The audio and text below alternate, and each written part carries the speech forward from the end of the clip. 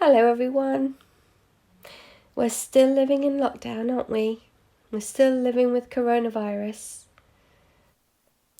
There's so much news about it, and you may or may not be aware of it. But as well as the coronavirus, there is other news. News that's getting stronger and bigger every day.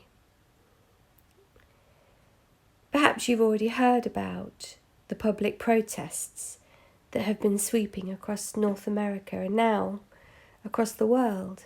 Perhaps you've seen it in newspapers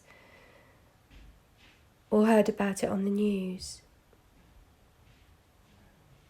The protests reflect people's frustration and anger that Black Americans are being discriminated against in many different ways. From the way that they're treated by the authorities, like the police, but also how Black Americans are more likely to live in poverty and suffer from ill health. Protesters are now saying enough is enough, and that everyone, regardless of their skin colour, regardless of their culture or ethnic origin, should be treated fairly and have equal opportunities to thrive in life. In this video, we're going to have a look at protests. We're going to see what they look like and how art can be used in protests to communicate a strong feeling or a message. I'll be showing you protests from different times and different situations, and I won't be speaking specifically anymore about the protests happening right now, but instead we will look at protests in a more general way. But if you are curious to know more about the protests that are going on right now, then I think you can ask your grown-up to help guide you through it. I'm aware that some of you already know what a protest is, and you've probably already been to one. We've had protests at school as well. And in Year 6, one of the topic inquiries is Stand Up for Your Rights.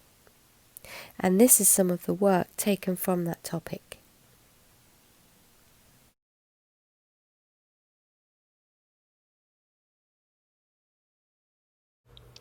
Protests are usually organised by a group of people or perhaps a charity that want to raise awareness on a particular issue.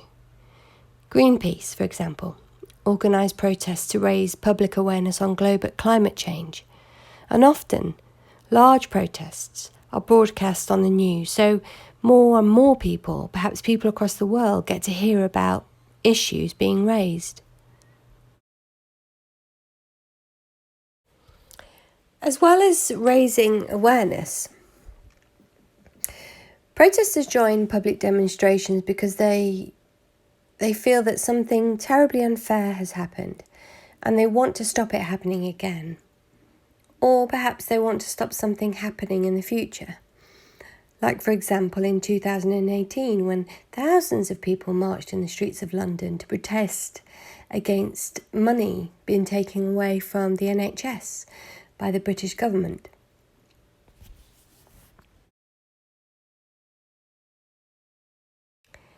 I've included this picture because I like the way that this shoal of sardines that are actually quite small in size travel together.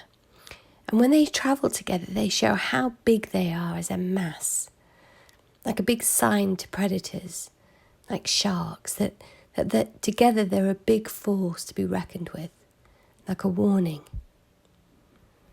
Well, that's similar to a mass of people in a protest.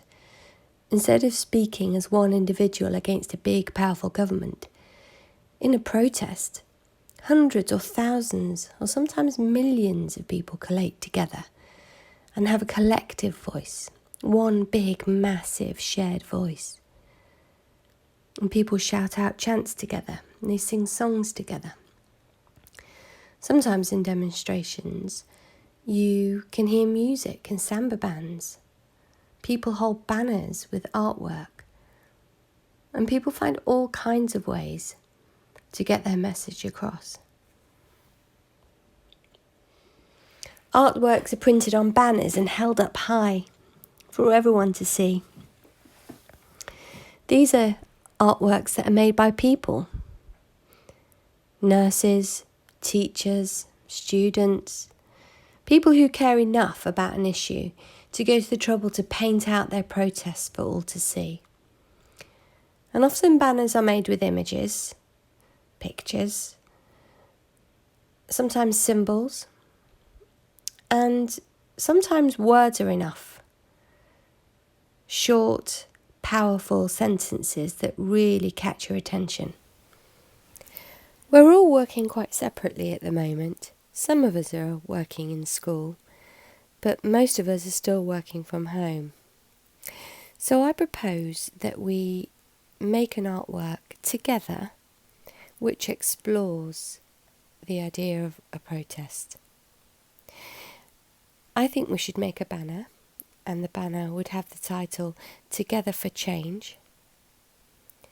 And if you're interested in taking part and contributing towards this joint work, then email me at my school address and I will send you a letter from that title, like this one here, and you will print it out, and then you can fill that letter with colours, images, symbols that